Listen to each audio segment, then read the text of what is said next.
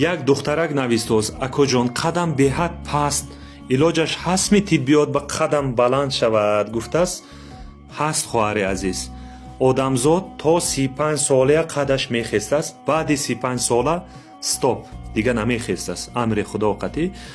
Одамзод як майда зери об пайдо шудааст. ҳозир бинед чӣ хел калон ҳастем. худованд ба ҳеҷ чи аст.